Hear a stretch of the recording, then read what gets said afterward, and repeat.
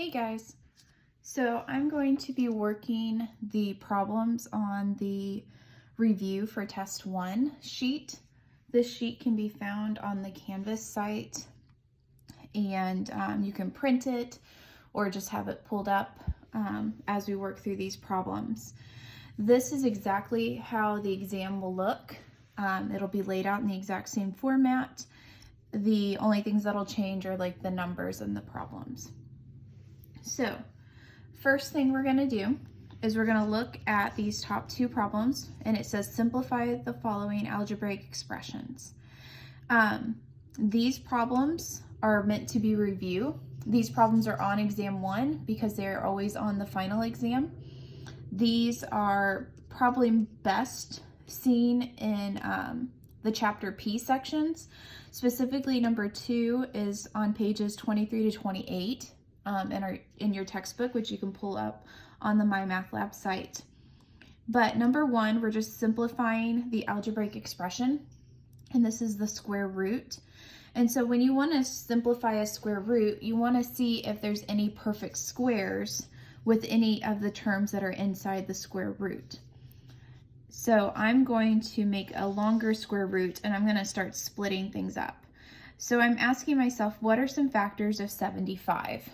And maybe you need to even do like a small little factor tree right here off of 75 and say, well, I know 75 is 25 times 3, and 25 is a perfect square. So that's good, that's what we want. So under the radical, I'm going to write 25 times 3, and then I can write a to the third as a squared times a, and I can do the exact same thing for b cubed. I can write b squared times b. I'm doing this so that I can see, sorry, there's something under my paper, so that I can see where my perfect squares are. 25 is a perfect square, a squared is a perfect square, and b squared is a perfect square. That way I can simplify that by pulling those out. So the square root of 25 is 5. The square root of a squared is a, and the square root of b squared is b. And that leaves me with 3ab under the radical. That can't be simplified any further. And that's how we would simplify that. Now on number 2, we have a fraction with a lot of exponents raised to the negative exponent power. The reason why I specifically mention these page numbers in our textbook is because it talks about what to do with negative exponents. And the way that I always solve these problems is I simplify what's inside of our parentheses before I apply this power on the outside. But a negative exponent, what it does is it flips where your variable or whatever is attached to the negative exponent is at. So you'll see that as we start working through this. And again, this is from chapter P, so this is meant to be review. So I'm going to do what's inside first. So I'm looking at my numbers. I have 10 divided by negative 2. Well, that leaves me with a negative 5 on top because 10 can be written as 2 times 5. So those would simplify out. Now here's where you're going to see that negative exponent. We have x to the negative 4th. And so what I said is it's going to flip-flop it. So if it's in the numerator, then it's going to come down and be in the denominator. If you have something in the denominator raised to a negative power, then it's going to bump up to the numerator. So that x to the negative 4th pops down and becomes x to the 4th. So it popped down and it lost the negative in that exponent. And then here we have y squared on top and y to the third on bottom. That becomes y on bottom. And then all of this is still raised to the negative 3rd power. So now I'm going to flip it. So I have x to the 4th, y over negative 5 is raised to the 3rd. Because everything in here was raised to the negative 3rd, which flip-flops it. So everything that was in the bottom comes up and everything that was on top goes down. And then I change it to a positive power. And then remember, when you raise like x to the fourth, raised to the third power, you raise a power to a power, you multiply those powers together. So that becomes x to the 12th, y to the third, and then -5 times -5 times -5 is -125. And that's how we work that problem. So while we haven't specifically talked about like negative exponents or really simplifying radicals completely out like this, it is assumed that that knowledge is there from previous math classes in high school. And these two problems always show up on the final exam. And so I always like to make sure that they're on test 1 so that you can be prepared for it later on. So let's look down at number 3 and number 4. We're going to perform the following operations involving I. Remember, I is the imaginary unit. We talked about this in 1.4. So this first one, we have 3 plus 2i minus 7 minus 5i. So we're just subtracting. And so what we do is we're going to distribute that negative in to the second set of parentheses. So you have 3 plus 2i minus 7, and then the negative times a negative, that becomes a positive 5i. Now I'm going to combine my real parts and my imaginary parts. So I have 3 minus 7, which is a minus 4. Then I have 2i and 5i, that becomes a 7i. I can't combine any further because I can't combine real with imaginary, and so that's as far as I can take it.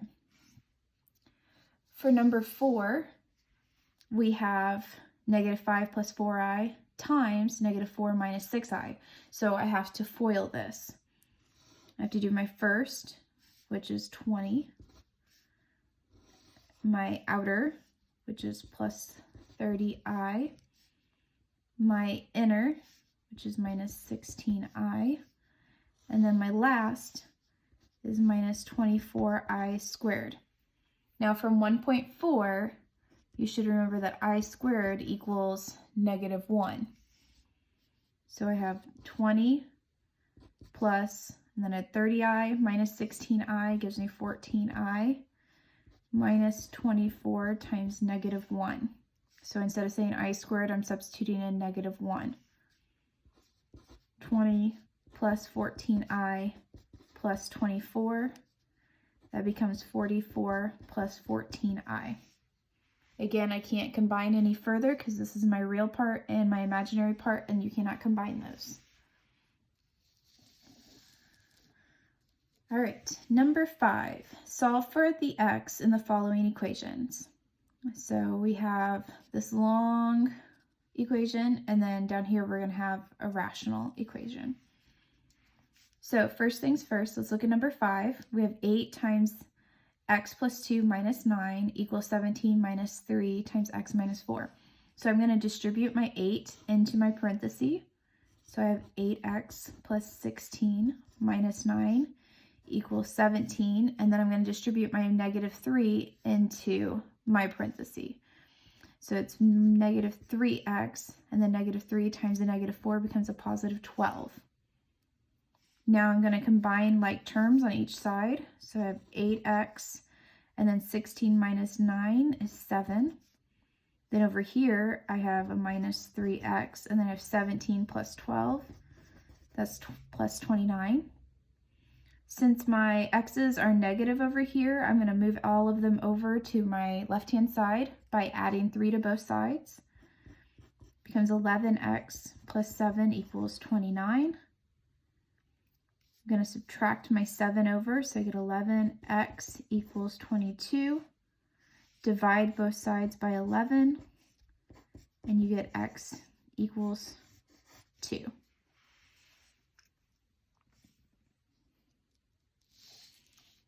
All right, let's look at this last one. This last one is a rational equation. We have 5 over 6 equals 2x plus 1 over 3 minus x over 6. The easiest way to approach these is to get rid of the fractions entirely, and we do that by finding the least common multiple. And so if we're looking, or least common denominator. So we have 6 and 3 and 6. So what's the smallest number that 6, 3, and 6 go into? Well, it would be 6. And so if we multiply everything on both the left and the right sides by 6, what are we going to get? Well, if we multiply 5 over 6 by 6, then the 6's will go away and we're left with 5. If we multiply the 2x plus 1 over 3 by 6, well, the 3 goes away and that leaves us with 2 on top. So you'd have 2 times 2x plus 1. And then the 6, or the x over 6, if you multiply that by 6, it goes away, which just leaves you with a minus x. So by multiplying everything by the least common denominator, you're able to eliminate the denominators entirely and just get a nice algebraic equation. I'm going to distribute my 2 in. So it becomes 4x plus 2 minus x. I'm going to combine my like terms. 4x minus x is 3x. Subtract over my 2. Divide both sides by 3. And I get x equals 1. Okay. I'm going to flip over to the back side of that. Solve the following equations by factoring. Okay, we have x squared minus x minus 12.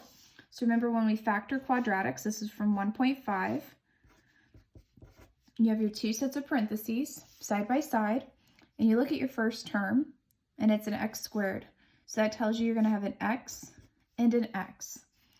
Then we look at this sign in front of our c. Remember, these are written as ax squared plus bx plus c equals 0.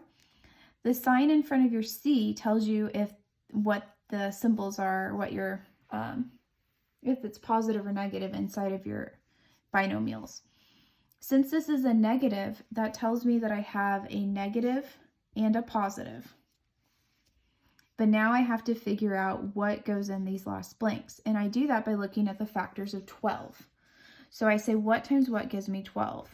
Well, 1 times 12 gives me 12, and 2 times 6 gives me 12, and 3 times 4 gives me 12. But I know that when I FOIL them back out, I need to end up with a negative 1.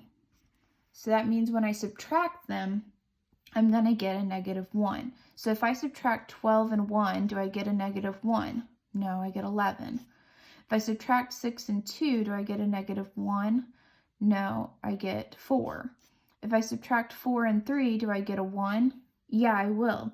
So then the question is, which one goes where? Do I put my 4 here with the negative, or do I put my 4 here with the positive? Well, it says it's a negative x is what's left over here. So that means I need to have more negatives than I do positives. So I'm going to put my 4 with my negative, and I'm going to put my 3 right there with my positive. Now that I have something times something equals 0, I have my zero property principle, or zero product principle. So I have x minus 4 equals 0, and x plus 3 equals 0. And I solve each of those to solve for my x. So I add 4 over, and I get x equals 4. I subtract 3 over, and I get x equals negative 3.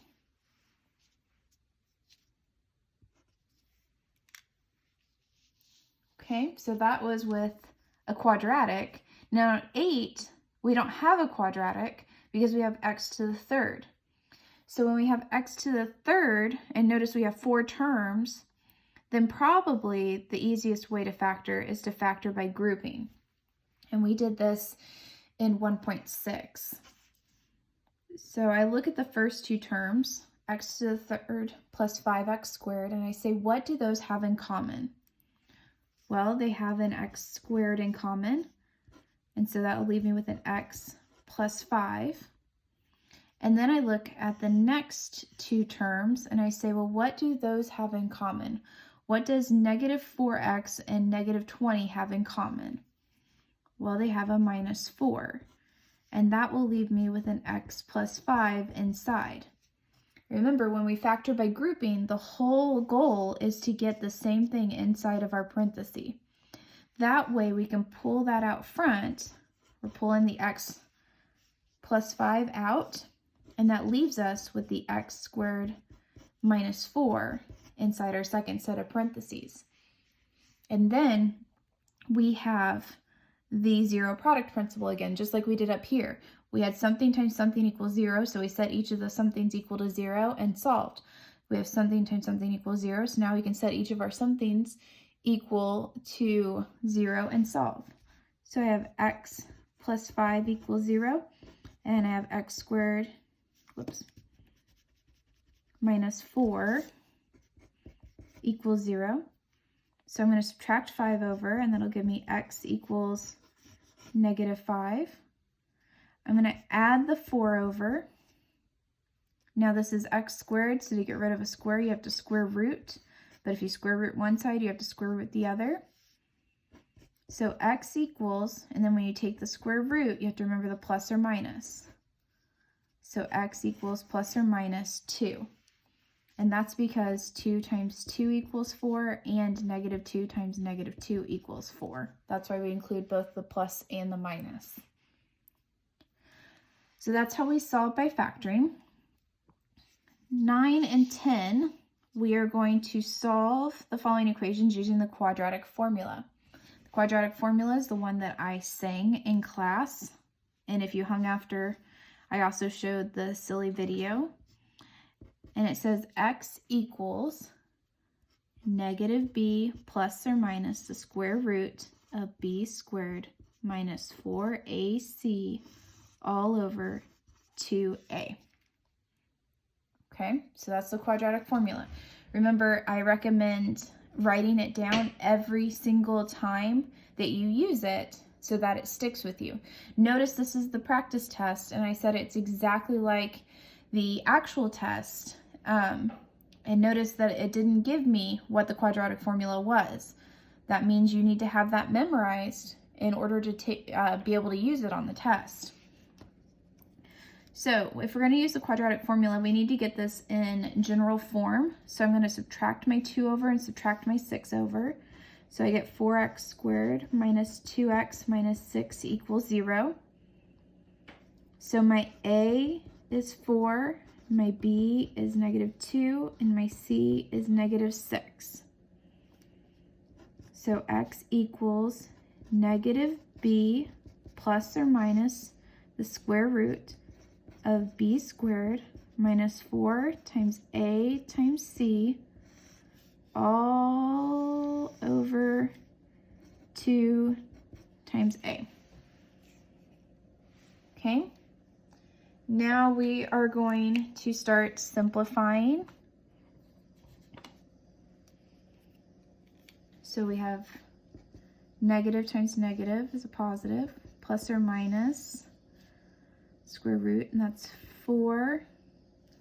And then we have 16 times 6, which is 96, and it's positive because we have negative and negative. All of that is over 8, because 2 times 4 is 8. So I'm going to keep simplifying. 2 plus or minus square root of 100 all over 8. And now I'm going to split it because we have numbers and I need to keep simplifying it. And it says plus or minus. I guess I could simplify one more time. 2 plus or minus the square root of 100 is 10. So here's where I can split. Because I have 2 plus 10 all over 8, and I have 2 minus 10 all over 8. Those are the two solutions that I'm going to get. Well, 2 plus 10 is 12 over 8. Both of those have a 4 in common, so it simplifies down to 3 over 2. 2 minus 10 over 8 becomes a negative 8 over 8, which is negative 1. So you want to keep simplifying it out as far as you can to get those two solutions. Sometimes you won't have something that simplifies really nice and you'll just get plus or minus and you'll stop here. But since it kept simplifying, we take it out as far as we can. All right, let's look at number 10. X squared minus 2x plus 10 equals 0. So my A equals 1, and my B equals -2, and my C equals 10. So x equals -b plus or minus the square root of b squared minus 4 times A times C all over 2a. Gonna simplify. Negative times negative becomes positive. -2 squared is 4. -4 times 1 times 10 is 40. All over 2. That becomes 2 plus or minus the square root of -36 all over 2. Now remember from 1.4, if we have a negative under there, that's okay because the square root of -1 is I. So we can pull that out as 2 plus or minus I, square root's 36, all over 2. And then what is the square root of 36? It is 6. And then 2 and 6 and 2 all have 2 in common, so that reduces down to 1 plus or minus 3i. So you can get i's when you're doing the quadratic formula, and that's okay. We learned how to deal with I in 1.4, so we don't have to worry about that. If it does come up, we know how to work with that. All right. Number 11 and 12 says solve the following quadratic equations using the method of your choice. So that means we can factor it, we can use the quadratic formula, we can complete the square, we can do pretty much whatever we want to do. This first one though, number 11, we have 4x squared minus 20x equals 0. So notice we don't have that plus c part. We only have 2 terms. And when we only have 2 terms, I'm going to think about just pulling out what they have in common. So 4x squared minus 20x, well 4 and 20 both share a 4. And then x squared and x both share an x. So that would leave me with an x minus 5 inside my parenthesis. And then I have something times something equals 0, so it's a 0 product principle again, and I set each of these equal to 0. So 4x equals 0 and x minus 5 equals 0. Divide both sides by 4 and I get x equals 0. Add 5 to both sides and I get x equals 5.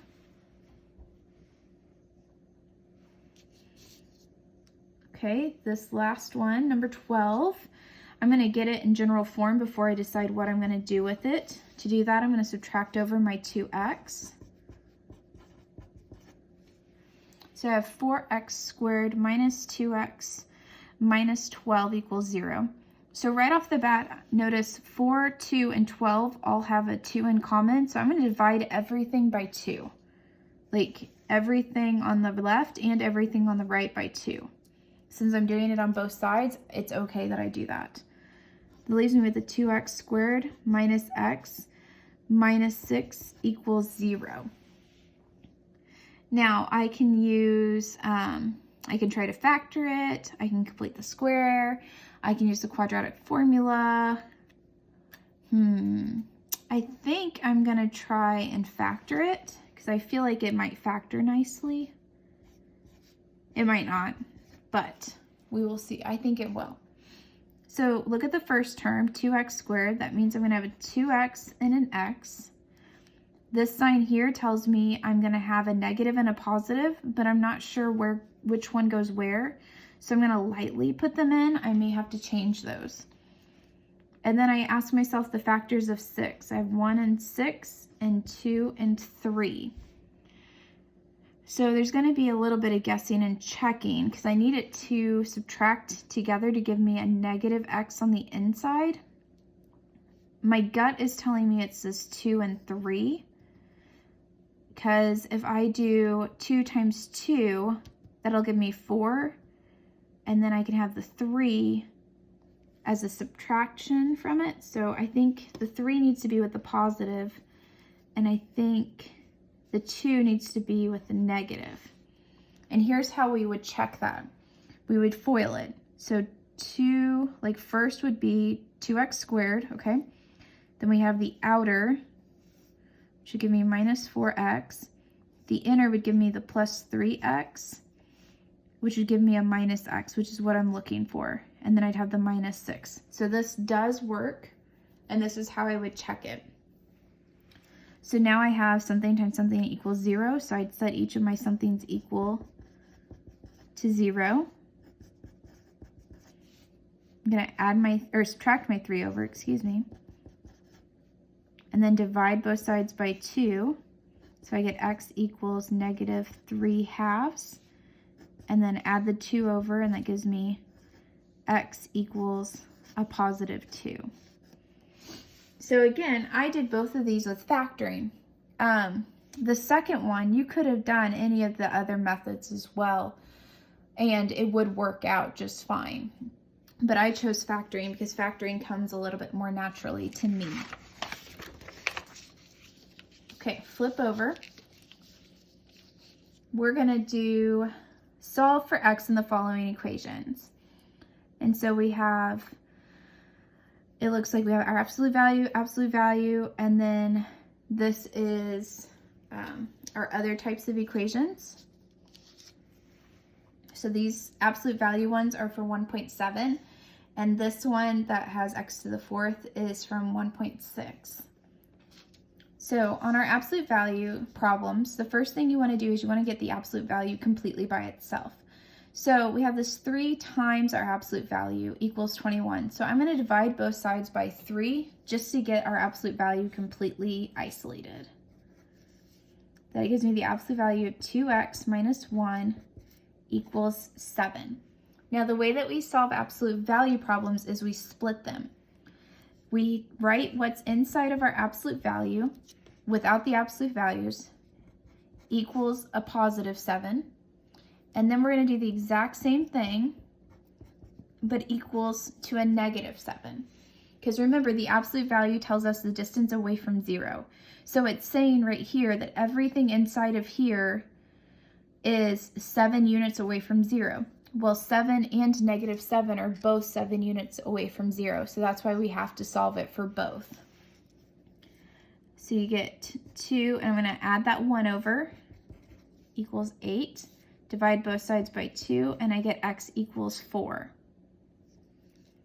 I'm going to add that 1 over, which will give me a negative 6. Divide by 2, which gives me a negative 3.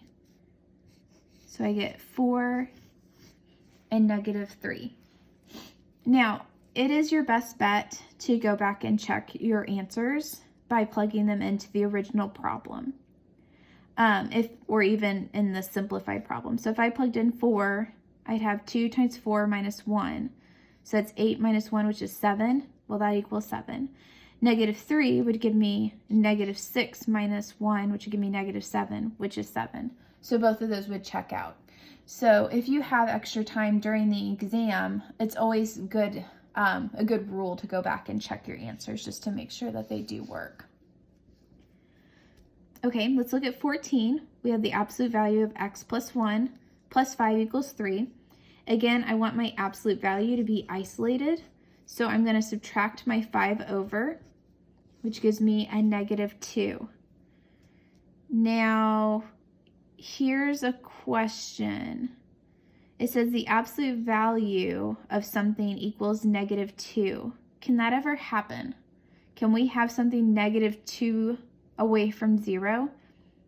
No, we can't. So this has no solution.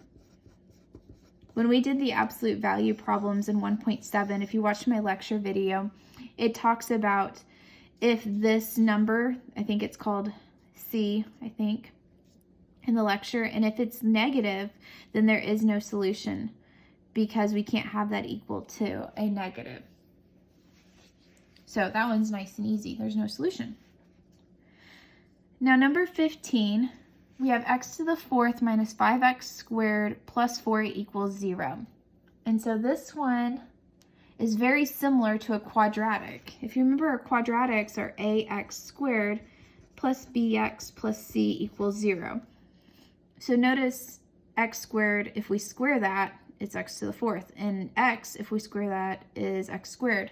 So really, we can treat this just like we do our quadratics, which means we can factor it just like we do our quadratics. We're just, instead of having x and x here, I'm going to have x squared and an x squared, because x squared times x squared gives me x to the 4th. Now, just like with a quadratic, I'm looking at the sign in front of my c, and that's a positive. So that tells me the signs inside of my parentheses are the same. The sign in front of my b tells me what that sign is, and that tells me they're both negatives. Now, what are the factors of 4? Well, I have 1 times 4 and 2 times 2. Now, I need these factors to add together to give me 5 for my b term. Does 2 plus 2 give me 5? No. Does 4 and 1 give me 5? Yes. So I have 1 and 4. Now, either you would recognize that this is the difference of squares, or you would just set each of these terms equal to 0, like we've been doing this whole time, because we have something times something equals 0, so it's our zero product principle. So I'm going to set each term equal to 0. So I have x squared minus 1 equals 0, x squared minus 4 equals 0, and I'm going to solve. So x squared, I'm going to add the 1 over. To get rid of that square, I have to square root both sides.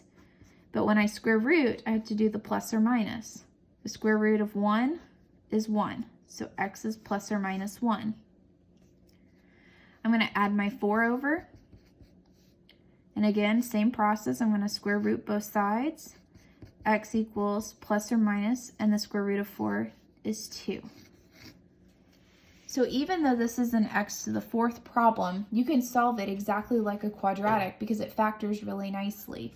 And so then you can come up with the solutions just like you would. The thing that you have to remember is when you take the square root, you have plus or minus. You don't want to forget that. All right. 16 and 17 says, solve the following rational equations. Remember, rational just means fractions, by multiplying by the least common denominator, the LCD, and state the domain with the solution. So notice that part's in bold, because if you don't tell me where the trouble spots are, then you're going to get points deducted. So you have to tell me where these trouble points are. So let's look at this number 16. We have 4 over x equals 13 over 4x plus 3. Remember, any whole number can be written as a fraction by simply putting it over 1. That means our denominators are x, 4x, and 1. So what is the least common denominator that they have? Well, 1 can be a common denominator with anything. So x and 4x, which one's going to be common? Well, a 4x, right? Because if we multiply this by 4, that'll give us 4x. So 4x is our least common denominator for this first one. So what I'm asking then is 4 over x. I need to get to 4x. So what do I need to multiply this bottom part by to get to 4x? Well, I need to multiply it by 4. But if I multiply the bottom by 4, I have to multiply the top by 4 as well. So 4 times 4 is 16. So this first fraction, 4 over x, is going to be now 16 over 4x. And that equals 13 over 4x, because I don't need to change that one. And then I have 3 over 1. Well, I need 3 over 1 to have a denominator of 4x. So what am I multiplying 1 by to get to 4x? Well, I'm multiplying it by 4x. But if I multiply the bottom by 4x, I multiply the top by 4x as well.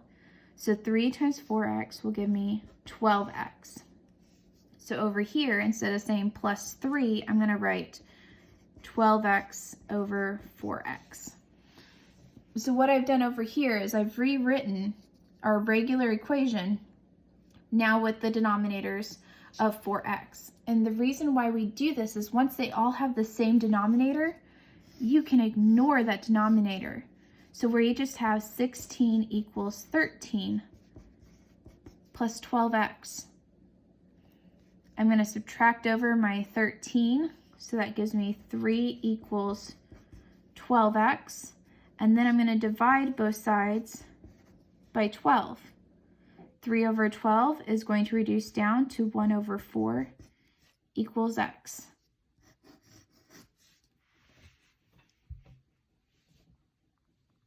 Okay. Let's look at number 17. Let me tell you this, number 17, a problem like this almost always shows up on the final exam, which is why I like to include it on exam number 1 as well. We have 4 over x plus 5 plus 2 over x minus 5 equals 32 over x squared minus 25. Here's the trick for working this problem. Notice we have x plus 5 and x minus 5 on the left, and then we have x squared minus 25. This on the right in our denominator is a difference of squares. We have x squared minus 25.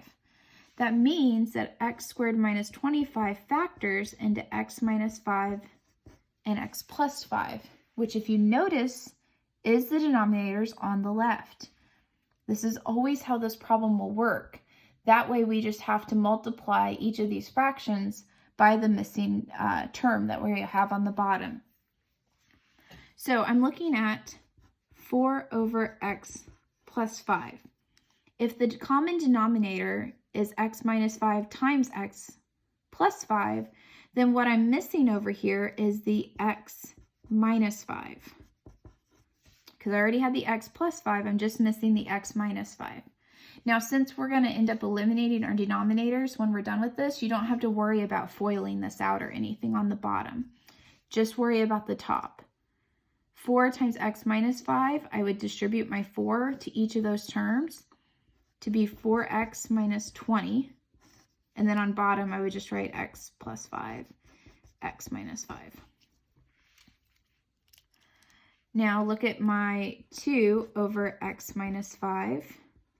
Well, if it has x minus 5, then it must be missing the x plus 5 term. But what I do on bottom, I have to do on top. X plus 5, x minus 5, and then I distribute my 2 into both terms, so it's 2x plus 10. So now I'm going to rewrite this equation with our new denominators. So it's 4x minus 20 all over x plus 5, x minus 5, plus 2x plus 10 over x minus 5, x plus 5 equals 32 over x plus 5, x minus 5. And then since we got a common denominator, we can ignore the bottoms. So I have 4x minus 20 plus 2x plus 10 equals 32. I'm going to combine my like terms, so I have 4x plus 2x is 6x. Negative 20 plus 10 would be a minus 10 equals 32. I'm going to add 10 to both sides. So 6x equals 42. Divide both sides by 6. Notice you get x equals 7. So the trick for this problem is splitting up the bottom into the two factors that are on the right or on the left. And then let me note on both of these examples, notice we get nice numbers. We got 1/4 and we got 7. We didn't get like 3 2/3 or 3.2675. We got pretty nice numbers, and that's always what these will be. So when you're doing them, you know if you kind of made a mathematical error, if you get something that's a little too crazy. All right, we're almost done. Flip over to the back. We have 3-word problems, and that's it. Notice there's 20 problems in total on this exam. All right, so number 18, it says after a 20% price reduction, a jacket sold for $48. So what was the jacket's original price? Well, when you're doing these problems, remember we have the original price minus the reduction equals the sales price. So the original price is what we don't know. That's our X. The reduction, it said we get a 20% reduction. Well, remember, it's 20% of the original price. So we convert that into decimal, but then it's not just 0.20, it's 20% of the original price equals our sales price, which is 48. 1 whole x minus 0.2x will give us 0.80x. Think about $1 minus 20 cents equals 80 cents equals 48. This 80 is being multiplied on this side, so we're going to divide both sides by 0.8. Divide by 0.8. X equals, and I actually don't have a calculator handy. Give me just 1 second.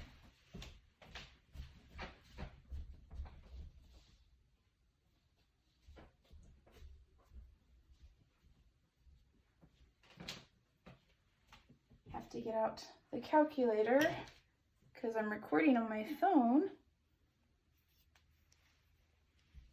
So I have to get out a different calculator to do this. 48 divided by 0.8 equals $60. So the jacket before the reduction cost $60. Okay, let's look at number 19. If you are choosing between it says you are choosing between two long distance service plans. One plan has a monthly fee of $15 with a charge of 0.05 per minute. So I'm going to say plan A, that's the first plan, is $15 plus 0.05 per minute. So I'm going to say minutes are X. Number of minutes equals X, because we don't know how many minutes we're using. I'm just trying to write a general form from the sentence I was given. The other plan, Plan B, has a monthly fee of $5 with a charge of 7 cents per minute. See how I went from words to like a math equation? That's your whole goal with these problems. For how many minutes of long distance calls will the cost of the two plans be the same? Notice the word same. That means we are setting plan A equal to plan B and then solving, trying to figure out how many minutes until, like, for these prices are going to be the same. This is the same style of problem as the toll booth from 1.3. So for plan A, it was 15 plus 0.05x, and plan B was $5 plus 0.07x. And so now I need to solve them. Notice I have a bigger X on the right, so I'm going to move my X's over to the right, and I'm going to move my whole numbers over to the left. So I'm going to subtract 5 over to where it's 10 equals, and then I'm subtracting my 0.05x over to the right. It'll give me 0.02x. Now I would divide both sides by 0.02 to solve for my x. So 10 divided by 0.02 equals 500. That means 500 minutes. For 500 minutes, both of these plans cost the exact same amount. That's what we just found. Again, notice it's a nice number. It was $60. It was 500 minutes. It wasn't 298 minutes. It was a nice number. All right, last problem. This is a perimeter problem. It says the length of a rectangular field. So I'm kind of a visual person, so I'm going to make a rectangular field. And it says the length of the rectangular field is 6 yards less than triple the width.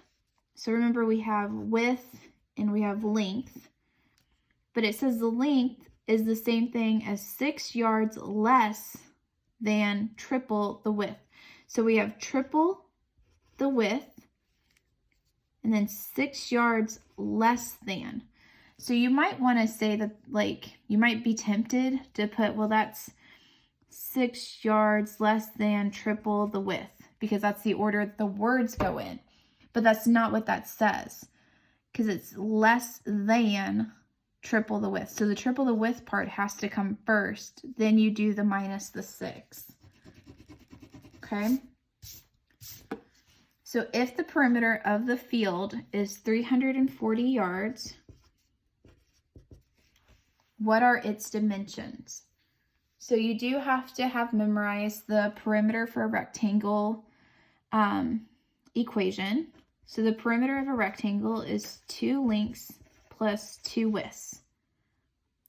Now it said the perimeter was 340 yards, and we have 2 times our lengths. Well, our lengths were 3w minus 6, and then we still have just our 2 widths in general. Now we have one equation with one unknown, which is our w, so we're able to solve that. I'm going to distribute in my 2, so I have 340 equals 6w minus 12 plus 2w, and then I'm going to combine my like terms. I'm going to add my 12 over, so that'd be 352 equals 6w plus 2w equals 8w. I'm going to divide both sides by 8. 352 divided by 8 equals 44 equals w. But we're not done yet, because that's not all of it. It wants the dimensions of the yard. So I have to give the length as well. Well, length was 3 times our width. We just found our width was 44 minus 6. So 3 times 44 is 132 minus 6 is 126. So the length is 126 yards. The width is 44 yards. Now, do forgive me, that is the end of that problem, but I did just remember back here on number 16 and 17, I forgot that we didn't finish our problems, because we said solve the rational equations, which we did do, and state the domain with the solution. So the state the domain with the solution part is we need to tell what points, like there's some trouble spots with these problems. And the trouble spots happen when our denominator goes to 0. So at what point is our denominator going to 0? Well, we have to set both of our denominators equal to 0 and solve. Luckily for us, it's the same, it's 0. If x is 0, then our denominator goes 0. So x equals 1/4, but then you need to mention that we need x, so like with x, not equal to 0. That may seem kind of obvious because we didn't actually get that as a solution, but we still need to state that x cannot equal 0. The same thing down here. We need to set both of our denominators equal to 0. And I say both because this one factors into both of those. So we have x plus 5 equals 0. So we have x equals negative 5 and x equals positive 5. So x equals 7, but that's with x not equal plus or minus 5. So I do apologize. We completely skipped over that, and I don't want you to skip over that on the actual exam. So when it says state the domain with the solution, that's what it's wanting, or what I'm wanting. I want to know at what points are our denominators equal to 0, like where's our trouble spots, because those are the spots we can't let x equal. And if you get that x equals one of those trouble spots, that's one of those extraneous solutions where we would eliminate that out. But that is the end of the review for test number 1. So we had a couple of problems that were from section P that we didn't actually cover, but I covered them right there for you. And then 1.4 and solving with factoring and common denominators, some word problems on the back. And remember, if it's on this exam, if it's on the practice exam, then it's going to be on the actual exam, just with different numbers. So you need to know all the material that's covered in this. If it's not on here, then it's not on the exam. And so this should help you to prepare better for test number 1.